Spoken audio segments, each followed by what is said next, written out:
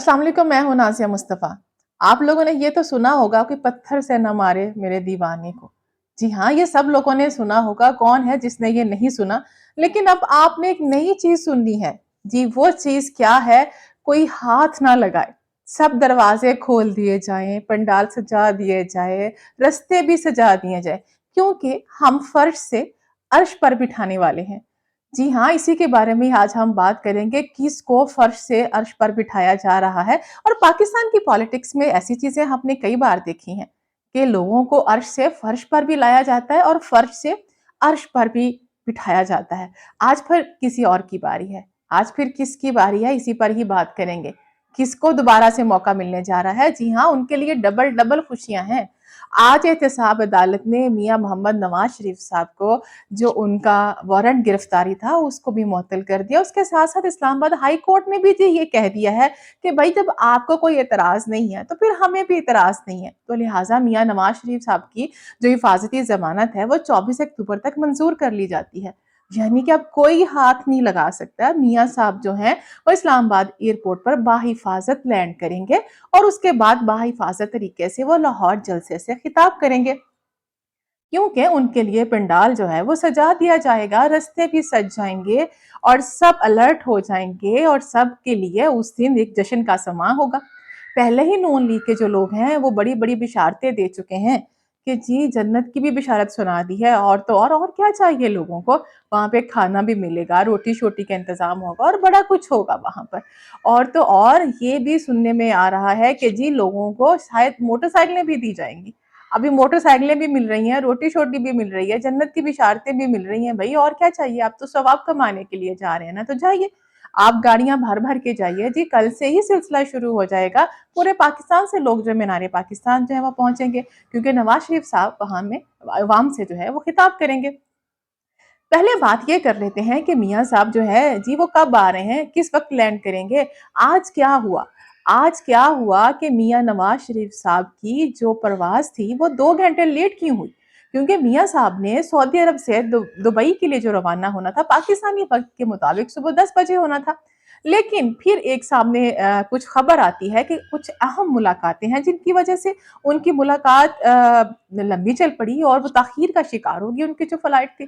क्योंकि ज़ाहिर-सी बात है, जब तक आपके मामला तैयार नहीं होने थे, आपने जो अहम मीटिंग्स थी जिसका सेनेटर इरफान सिद्दीकी साहब ने भी ज़िक्र किया कि कुछ ताख़ीर हो रही है दुबई रवानगी में, उसकी वजह यही है, कुछ अहम मुलाकातें हैं। अभी उन्हीं अहम मुलाकातों के बारे में हम आपको पहले भी बता चुके हैं कि बहुत सी अहम मुलाकातें होनी हैं, बहुत से मामला तय हुए होंगे और बहुत से लोगों से जो आप लोगों ने ज़मानतें लेनी थी, देनी थी, वो भी दी गई होंगी। फिर उसके बाद आपने रवानगी का जो है वो इरादा किया होगा। बहरहाल 12 बजे जो था फिर मियाँ नवाज़ शरीफ साहब जो हैं, वो दुबई के लिए रवाना हो गए। अब वो जो है वो पहुँच चुके हैं दुबई में। और ये 2 घंटे जो ताख़ीर हुई है, इसमें भी ज़ाहिर-सी बात है बहुत सी चीज़ें जो हैं वो तय हुई होंगी, जो मामलात हैं, क्योंकि आज ही उनका बहुत इम्पोर्टेंट दिन था। अभी कल का दिन वो दुबई में है, बहुत से सहाफ़ियों को भी जी उन्होंने बुलवा लिया है। 160 के करीब लोग हैं जो मियाँ साहब के साथ जो हैं वो पाकिस्तान आएँगे। पाकिस्तान से कुछ लोग गए हैं, कुछ सहाफ़ी बहुत सारे गए हैं, लंदन से लोग आए हैं। तो मियाँ साहब एक भरपूर एक अपना जो है ना वो काफ़िला बना के आ रहे हैं, क्योंकि हमें तो अदालत ने ना कहा कोई हाथ ना लगाए, क्योंकि दीवाने को तो पत्थर मारने से रोका गया था, यहाँ पे इस चीज़ से रोक दिया गया है कि कोई हाथ ना लगाए, उनकी गिरफ्तारी अमल में ना ली जाए, उनको पकड़ा ना जाए, उनको गिरफ्तार ना किया जाए, क्योंकि 24 अक्टूबर तक उनके पास टाइम है।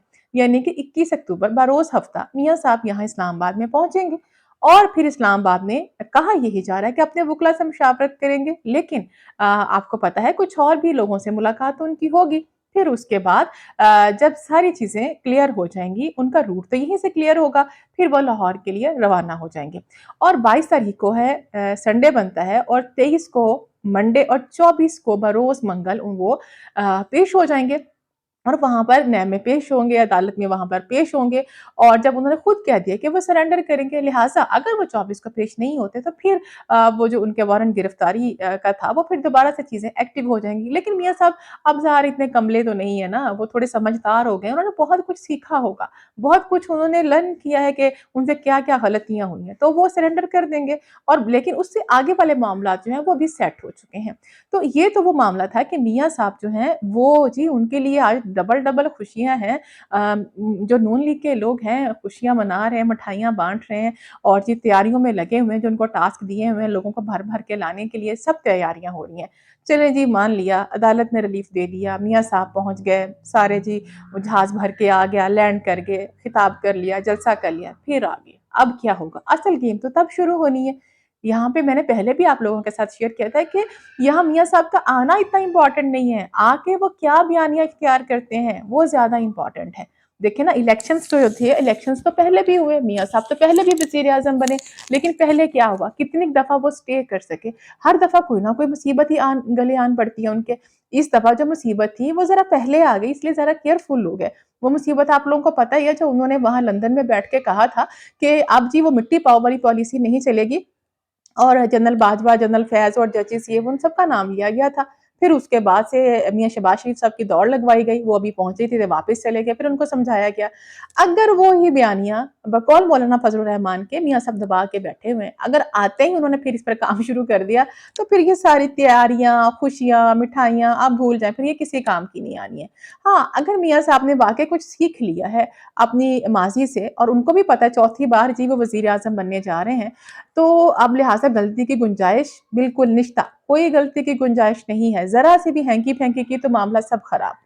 اچھا جی، اب دوسری بات اس میں یہ ہے کہ میاں صاحب جو ہیں ان کا یہاں پر مین ٹاسک کیا ہو سکتا ہے، وہ کیا ایک تو یہ جو ٹاسک ہے نا ان کا، وہ کیا سوچ رہے ہیں اس کے بارے میں؟ بہت سے جو ان کے قریبی صحافی ہیں، جو ان کے قریب ہیں، دوست ہیں، وہ یہ کہتے ہیں کہ میاں صاحب کی باڈی لینگویج کو پڑھنا بہت مشکل ہے۔ وہ جس سے پنجابی کہتے ہیں نا بہت کنا بندہ تے اپنی گل اندر ہی رکھ دے، تو وہ میاں صاحب بھی کچھ ایسے ہی ہیں، اپنی بات باہر زبان پہ نہیں لاتے، سب سے سن لیتے ہیں، سب سے مشورے کر لیتے ہیں۔ ہاں جی تسی دسو مینوں کی کرنا چاہیے، کیڑا بیانیہ بنانا چاہیے، تے پوچھ سارے کو لیندے نے، لیکن کرنی اپنی مرضی ہے نا۔ وہ سیانے بھی تو یہی کہندے نے نا کہ سنو سارے بھی کرو اپنی مرضی، تے میاں صاحب پھر ٹھیک ہی کردے نے، کدی کدی اپنی مرضی کر کے پھر بھگت بھی لیندے نے۔ لیکن اس دفعہ وہ کیا کرنے جا رہے ہیں پچھلی دفعہ سے ڈیفرنٹ؟ اب انہوں نے جو ڈیفرنٹ کرنا ہے وہ یہ ہے کہ وہ مریم نواز صاحبہ کو چاہتے ہیں کہ وہ پالیٹکس میں ان کرا دیں، اور کسی طرح سے وہ ان ہو جائیں، پھر پنجاب کے وزیر اعلیٰ کے طور پہ بھی وہ شاید ان کو دیکھ رہے ہوں گے، کہیں نہ کہیں اپنی بیٹی کو ایڈجسٹ کرا دیں، وہ ان معاملات تک خاموش رہیں گے، اپنا منہ بالکل بند رکھیں گے، صرف ایک ہی ان کا نعرہ ہوگا کہ جی معیشت بہترین انتقام ہے۔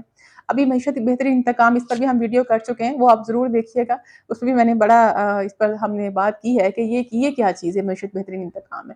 اچھا جی، اس پر چلیں گے، اور تب تک چلیں گے جب تک مریم نواز صاحبہ کی ایڈجسٹمنٹ نہیں ہو جاتی، الیکشنز نہیں ہو جاتے، سارے معاملات طے نہیں ہو جاتے۔ اگر ان کو لگتا ہے الیکشنز کے بعد اگر ان کو لگتا ہے کہ جی مریم صاحبہ بھی سیٹ نہیں ہو رہی ہیں، اور ان کی کوئی دال اتنی گل نہیں رہی ہے، معاملات کچھ اتنے اچھے سے آگے بڑھ نہیں رہے ہیں، تو پھر وہ اپنی زبان شاید کھول دیں گے، کیونکہ پھر ان کو ہوگا کہ بھائی میرا تو کوئی معاملہ سیٹ ہی نہیں ہو رہا، تو پھر آ جائیں گے اپنی اسی بات پہ، پھر وہ احتساب کا عمل شروع ہو جائے گا، پھر وہ جرنیل جج اور یہ وہ ساری چیزیں شروع ہو جائیں گی، اور پھر اس کے بعد جو ہے آپ کو پتہ ہی ہے پھر اس کے بعد سیٹ کس نے سنبھالنی ہے، وہی جو جی حیات ان کے لیے فیورٹ ہیں، ان کے چھوٹے بھیا، تو پھر وہ لائن میں لگ جائیں گے۔ بہرحال یہ تو بڑا آگے کا سینیریو ہے، لیکن صورتیں دو ہی ہیں، اگر پہلی والی پر میاں صاحب عمل کرتے تو یقیناً کامیابی ان کے لیے، اور نہ صرف ان کے لیے بلکہ پاکستان کے لیے بھی اس میں بہت کامیابی ہے، کیونکہ سی پیک رکا ہوا تھا، ابھی ان کا یہی نعرہ کہ ہم سی پیک کو چلائیں گے۔ ابھی جو نگراں وزیر اعظم صاحب ہیں وہ بھی چین میں موجود ہیں، چائنا بہت ایکٹیو ہے، وہ چاہتا ہے کہ سی پیک پہ کام دوبارہ سے شروع ہو جائے، اور میاں صاحب جو ہے ان کا پہلے بھی یہی تھا کہ ہم سی پیک کو کریں گے۔